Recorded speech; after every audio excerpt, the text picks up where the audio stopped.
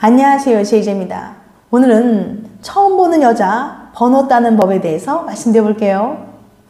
구독과 좋아요, 알림 설정까지 해주실 거죠? 그럼 바로 시작할게요.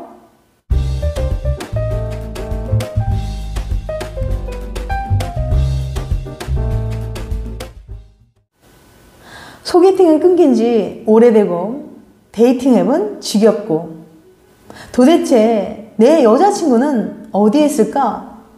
궁금해하며 길을 걷는 당신. 그런데 그 옆으로 당신의 이상형이 스쳐 지나갑니다. 이대로 놓치면 후회할 것 같아서 그 여자분을 붙잡았어요. 그때 당신의 멘트는 1번 너무 마음에 드는데 번호 좀 알려주세요. 2번 혹시 연예인 아니세요? 3번 제일 가까운 역이 어디예요? 뭐라고 말해야 할지 잘 모르겠다고요? 이 중에 당신이 골라야 할 정답이 있습니다. 알래스카 대학의 크리스 박사는 처음 만나는 이성이 어떤 작업 멘트를 썼을 때 가장 끌리는지 알아보기 위해서 설문조사를 진행했어요. 먼저 300명의 성인 남녀에게 가장 많이 쓰이는 작업 멘트가 무엇인지 물어봤죠. 그 멘트를 모아보니 유형이 3가지로 나뉘었어요. 첫째, 까불형. 혹시 제가 죽었나요? 방금 천사를 본 것 같아요. 사인 좀 해주세요. 아닌가? 너무 예쁘셔서 연예인인 줄 알았어요. 당신을 만나려고 제가 여태 혼자였나 봐요. 까불형은 꽤 가볍고 유쾌한 접근 전략입니다. 당신이 마음에 든다는 호감 표현을 하긴 하지만 그리 진지하지 않은 접근 방식이죠. 둘째, 우회형. 제일 가까운 역이 어딘가요? 혹시 그쪽으로 가시면 같이 가주실래요? 여기 근처에서 일하세요? 실례지만 드시고 계신 커피 어때요? 제가 여기 처음이라서요. 우회형은 이게 작업인가 아닌가 긴가민가 할 정도로 자연스럽게 접근하는 방식입니다. 무언가를 질문하거나 부탁하면서 이야기를 시작하죠. 셋째, 대쪽형. 마음에 들어서 그러는데 번호 좀 알려줄 수 있나요? 괜찮으시면 커피 한잔 하실래요? 대쪽형은 말 그대로 직접적으로 호감을 표시하는 거예요. 연락처를 알려달라, 밥 같이 먹자 등 전달하고자 하는 메시지가 명확하죠. 누가 제일 적중률이 높을까? 382명의 여자에게 3유형의 작업 멘트를 전부 평가하도록 했어요. 결과는 어땠을까요? 여자들은 우회형에 가장 후한 점수를 줬습니다. 우회형이 제일 높고 그 다음 대쪽형, 까불형으로 나왔어요. 이는 우회형이 상대적으로 덜 부담스럽기 때문이에요. 여자 입장에서는 갑작스럽게 직접적인 호감을 표시해오는 남자가 위협적으로 느껴질 수 있거든요. 생전 처음 보는 남자의 호감 표시는 나 좋아? 안 좋아? 라는 질문에 바로 답을 해야 할 것 같은 느낌을 주거든요. 하지만 우회형은 대화를 점진적으로 전개하면서 상대방에게 여유를 주죠. 지금 당장 yes or no를 요구하지 않기 때문에 여자들이 가장 선호하는 접근 방식이에요. 반면 까불형은 여자들에게 아주 일관적으로 안 좋은 평가를 받았어요. 우회형과는 반대로 직설적이면서도 조금은 가벼워 보이고 진심이 느껴지지 않았기 때문이죠. 우회형 접근 전략. 타고나길 대화를 잘 이끌어가는 남자들은 방법을 알려주지 않아도 우회형을 잘 활용할 수 있습니다. 하지만 그런 사람들은 소수죠. 갑분싸 유발자들도 실패하지 않는 우회형 접근 전략 꿀팁을 알려드릴게요. 첫 번째, 대화는 끊기지 않게. 우회형은 나한테 관심이 있나? 그냥 말 거는 건가? 헷갈릴 정도로 은밀하게 접근하는 게 포인트죠. 클럽에서라면 이 음악 뭔지 알아요? 라고 대화를 시작할 거예요.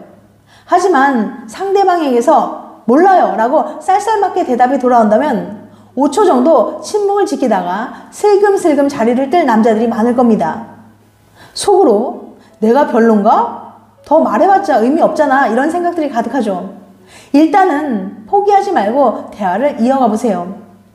아, 몰라요? 저도 몰라서 여쭤봤어요. 좋길래. 이런 노래는 별로 안 좋아하시나 봐요. 그녀가 꺼내놓은 답변 속에서 다음 질문을 찾아 나가야 합니다. 두 번째, 무리수는 no. 단시간에 여자를 웃게 만드는 남자 그렇게 많지 않아요. 그러니 이 여자를 사로잡을 말 한마디를 찾아내는 것보다는 분위기를 망치기 쉬운 말을 피하는 데 집중해 보세요. 짐을 잠깐 맡아달라고 부탁하는 전략은 좋지만 혹시 뭐 훔쳐가는 건 아니시죠? 라며 수위 높은 장난을 치는 건 위험하다는 뜻이에요. 세 번째, 가장 중요한 말은 마지막에. 앞서 말씀드렸듯이 여자들은 부담스럽지 않다는 측면에서 우혜영에게 높은 점수를 줬다는 사실을 기억해 보세요. 섣부르게 여러 번 호감을 드러내기보다는 처음엔 까칠했던 상대방이 잘 웃어준다거나 대화를 이어나가려는 여지를 보일 때 승부수를 던져보세요. 술 한잔 사도 될까요? 사실 정말 그쪽이 마음에 들어서요. 연락하고 지내고 싶어요. 번호를 알려주실 수 있나요? 정중한 태도로 솔직하게 호감을 표현한다면 그녀의 마음을 얻을 수 있을 거예요. 연애의 발견. TV를 켜면 눈이 참 즐겁습니다. 예쁘고 잘생긴 사람들이 알콩달콩 사랑하는 모습을 마음껏 볼 수 있거든요. 드라마나 연애 예능 프로그램을 보면 연애 세포가 깨어나는 느낌이 들어요. 아, 나도 저런 연애 해보고 싶다라며 마음껏 상상해보기도 하고요. 그런데 이런 TV 프로그램들이 여러분의 연애에 나쁜 영향을 끼칠 수도 있다는 거 알고 계신가요? 에리얼 대학의 아비라 레이저 교수는 TV 시청 습관이 연애에 미치는 영향을 알아보기 위해서 188명의 커플을 대상으로 직접 연구해봤습니다. 교수는 사람들에게 평소 TV 시청 습관과 예를 들면 하루에 TV를 몇 시간 정도 보시나요? 어떤 프로그램을 자주 보시나요? 등등을 물어봤고 현재 연애에 얼마나 만족하는지 물어봤어요. 예를 들면 현재 연애에 얼마나 만족하세요? 연인과 얼마나 자주 싸우시나요? 라고 물어봤죠. 그리고 모든 설문지를 모아서 참가자들의 응답을 면밀히 분석해봤어요. 어떤 결과가 나왔을까요? 결과는 흥미로웠습니다. 범죄 수사물, 시트콤, 리얼리티 쇼 등의 대부분의 TV 프로그램은 연애에 아무런 영향을 미치지 않았어요. 하지만 유독 멜로 드라마나 연애 예능 같은 연애 관련 TV 프로그램들은 남녀 구분 없이 연애에 악영향을 주는 것으로 나타났거든요. 실제로 연애 관련 TV 프로그램을 더 많이 시청하는 사람일수록 연인과 더 자주 다투는 것으로 나타났고 이는 관계의 만족도 하락으로 이어졌습니다. 연애 관련 TV 프로그램은 어째서 사람들의 연애를 더 불행하게 만드는 걸까요? 연구를 이끈 아비라 레이저 교수는 연애 관련 프로그램의 위험성을 이렇게 설명해요. 연애 관련 TV 프로그램들은 연애의 모든 부분이 아닌 예쁘고 행복한 면만 보여줍니다. 그러다 보니 보는 사람들로 하여금 연애에 대한 높은 기대와 잘못된 환상을 심어주기 쉬워요. 생각해보면 TV 프로그램에서는 주인공들이 돈 문제로 싸우거나 데이트 때문에 피곤해하는 모습은 절대로 나오지 않습니다. 대신 항상 아름답고 근사한 곳에서 모든 게 완벽한 데이트를 하죠. 심지어 청소나 설거지를 하는 것조차도 아주 낭만적으로 그려지고요. 현실 연애는 절대 그렇지 않습니다. 가끔은 구질구질한 데이트를 하기도 하고 사소한 일로 심하게 다투기도 하죠. 그러다 보니 상상 속의 연애와 현실의 연애 사이에 괴리가 클수록 연애가 불만족스럽게 느껴지는 거예요.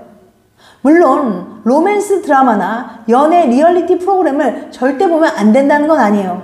중요한 건 보는 사람의 태도죠.